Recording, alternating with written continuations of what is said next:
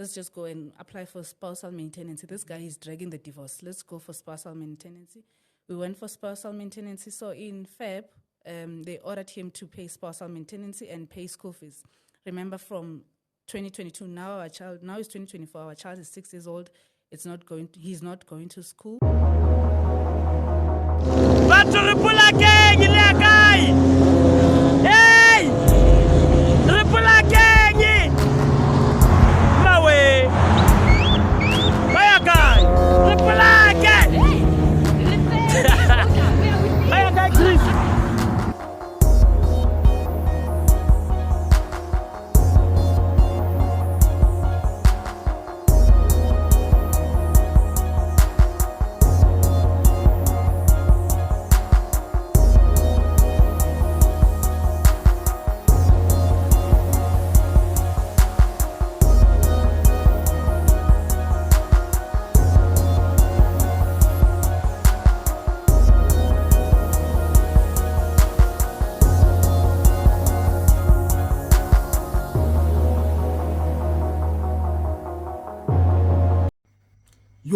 Yo, ladies and gentlemen, mothers and fathers, welcome back. Yo, remember, Lekau have some private life, but recently he went to public and established some sort of statement. So now his wife is speaking out. Now we get to hear this side of the story of the wife, not Lekau, side of the story of the wife. So without wasting any time or messing anything around, let's go to it. Just a small thing. If you want the more or the full episode, go to Perseverance Moremi podcast. I think it's open something. Yeah, just go there.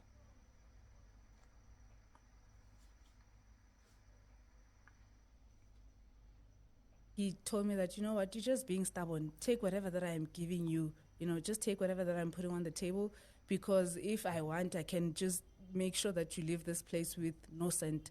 So what is this new thing that he was putting on the table? The offer. Remember, 2022, it was me and him. I contacted my lawyers, and then he contacted me and said, let's resolve out of court. Yeah. And then we agreed on things that we'll do, like a house. And then he didn't honor that. Mm-hmm. So now I'm going to the lawyers, and the lawyer's saying, okay, we're proceeding. He calls his uncle. Mm. His uncle calls my family. We're having a family meeting, and then we're now discussing the settlement. Okay. So when we're discussing the settlement, he says, but I can't do 1, 2, 3, 4, 5. I can do 1, 2, 3, 4, 5. Okay. So as I'm saying, I feel like I'm entitled. This is rightfully what I would like to have. This is rightfully mine, And then he says, you know what? I'm very powerful. I'm a prominent figure. I have connections. I control social media. I have connections with the officers. I have politicians. So do you think that is putting threat towards his wife? Because he have connection with politicians and people in high power. Yo.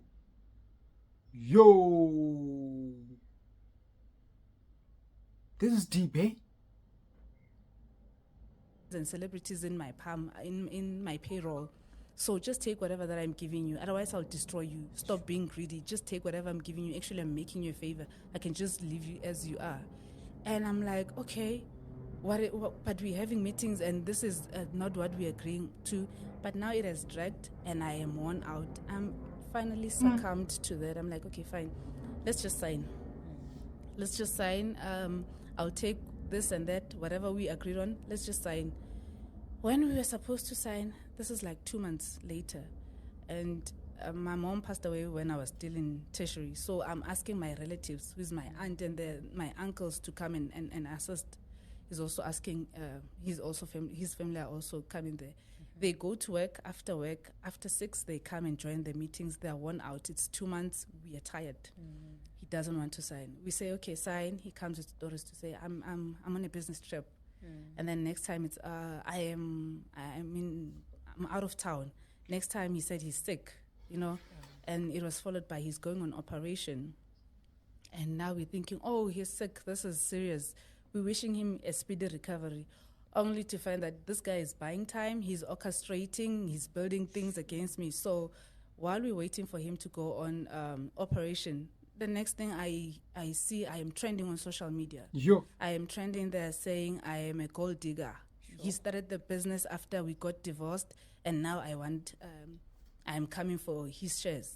I want shares out of a business that I'm not even entitled to because he started the business after the divorce. And I was surprised that to this day we're still married. What does he mean after the divorce? And then my family is calling him. What's happening? The time has elapsed. You said you are sick. You said you're going to you're out of town. You said your lawyers are working on the document because now we're moving employees. We're splitting things.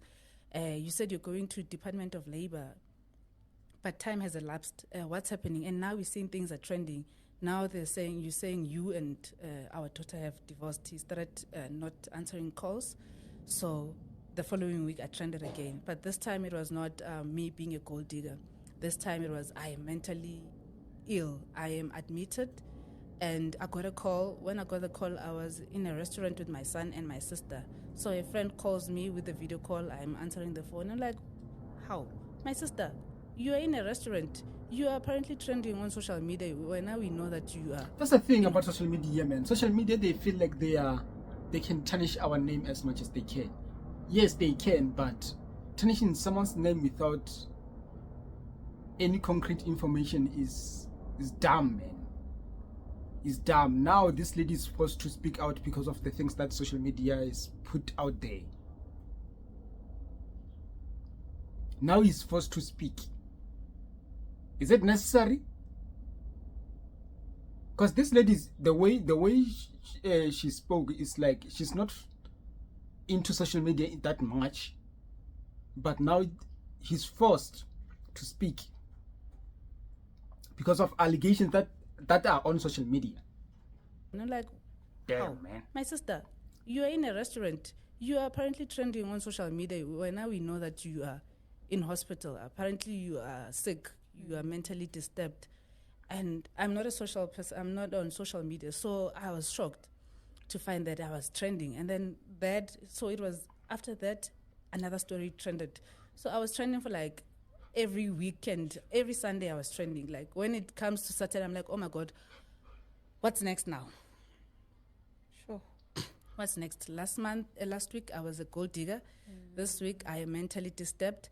The other week came and then they said the husband says he's paying maintenance.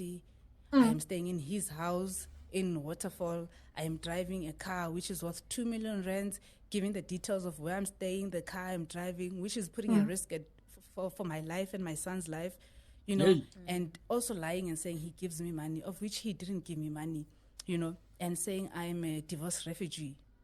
And at that time, we've been waiting for him. We have conversations where I've been talking to him to a point I told him that, do you realize you're abusing me? You can't be abusing me for this long. I also need to move on with my life. Yeah. And then I said, you know what, from now on, please talk through my family, talk through my aunt. I don't want to talk to you directly, So he said, this woman, I'm giving her money. She's a divorce refugee. She doesn't want to sign the documents. Where else we're waiting for him to sign the documents? Yeah. So while we're at that, we're still confused. He orchestrated another story. As he was saying that he's very powerful. He has money and all the resources, He said, now I was trending. He went and changed his profile picture, his location to say he's in France. After changing the location to say he's in France, an article came out to say he likes calling himself a prominent figure. He says a prominent figure ran away from South Africa because of his wife. His wife hired a hitman. Yes, his wife hired a hitman on him. At that time, I'm shocked. I'm sleeping. The next thing, I'm sleeping around 11. People are just waking me up, and then I got detained. So I'm like, okay, what's happening? I said, your husband, we're here because your husband said we must come arrest you. You've hired a hitman against him. And I'm shocked. It was on a Friday. On a Saturday, this guy, who's apparently in Paris, was partying in Saint-Tin. He was partying in Sandton at Rich Mnisi's party 2023, wearing red, and people spotted him and said, "You are trending. Apparently, you flew out of South Africa Because there's a hitman coming after you. because you are fit for life, but you're in Sandton." And then he posed and saying, "If you see me, wherever you see me, we are in Paris. If you're in Midrand and you see me in Midrand, That means you're also in Paris. we're in Paris." At that time, I am trending, and it's that thing that he told me, that he controls social media. You know, he will ruin me, he will mess with me. I should just take whatever, otherwise he'll deal with me. So he was definitely dealing with me. So after doing that, the following day he went on a soccer tournament. So like, for someone who's very scared for his life, you are partying out. Apparently, you're supposed to be in Paris, but now you're in South Africa. Not only are you in South Africa, you're also going to a soccer tournament.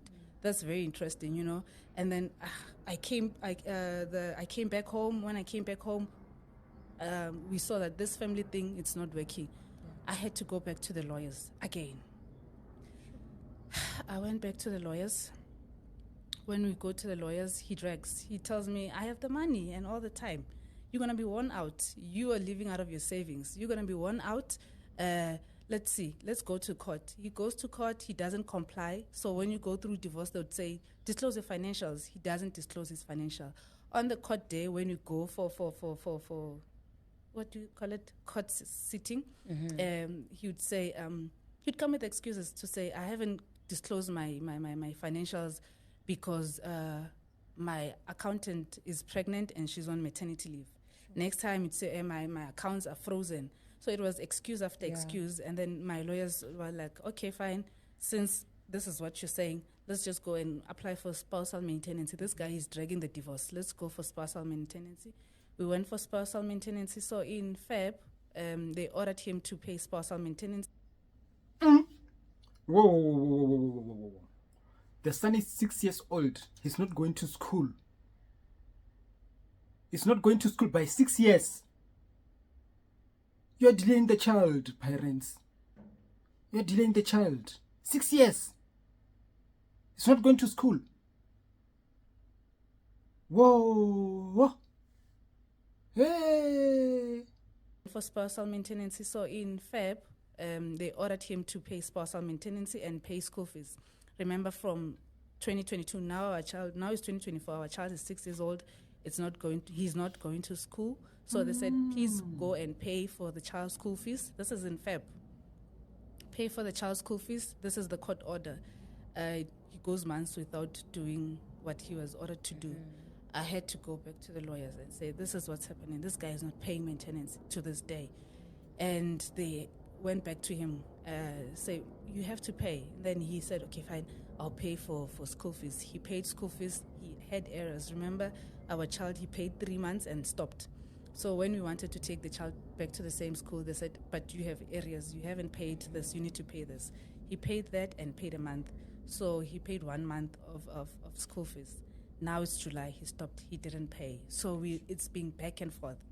So in Feb, he reached out to my lawyers after the court order for him to pay maintenance. He reached out to my lawyers and say, "Can we settle on a round table?"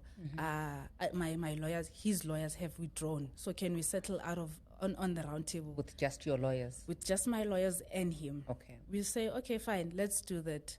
We sit for 2 months. It's Feb, so we sit March, April, May. Yo. Bazalani, if you want the full episode, is on the podcast there, Madam Speaker podcast, Perseverance Moreni. You will get it there. Yo. Lekau has been popular lately. That's famous. Popular lately.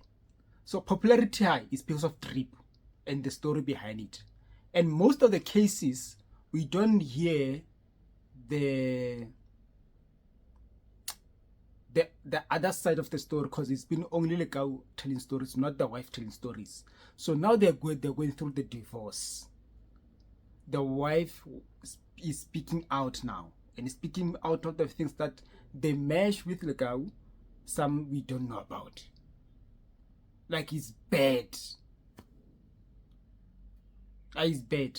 If fame is like this, it's a drug, bad drug. I don't lie to you. This is not good at all. It's going to affect the sales of drip. It's affecting the both families, Lekau and his wife families. They're gonna be affected.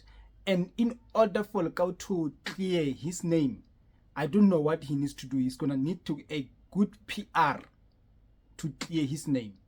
Yeah. Yo. This is bad.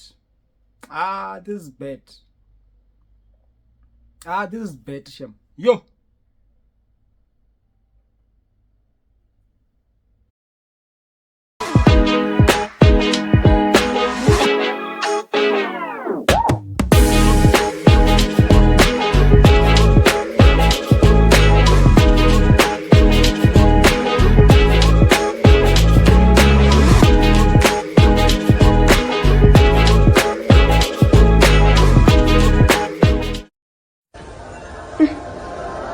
Ndaba engaka sigaxa sendaba tla ka mokgwa o teng. Yes. Ya modimo wa go re fe tšhelete. I've been in the trenches of YouTube. I know the struggle of what it's like to get subscribers and views and whatever. You know, the work that goes behind it. So for me to come say that and only to realize, you know, it wasn't true, like I felt shit, dog. I'm not even going to lie to you, bro. It was bad. And I apologize, and I apologize to you again. I mean, I've apologized before. I apologize to you again. I mean, I really didn't know. And that was not my intention, you know. And I think you could feel, because I tried to call you before we apologized on the show to apologize to you personally. But let's not make this about me. What was going through your head? Because here you are, you're doing your thing. I just want to know what was going through your head. Mine is cool. I will talk about that in your head.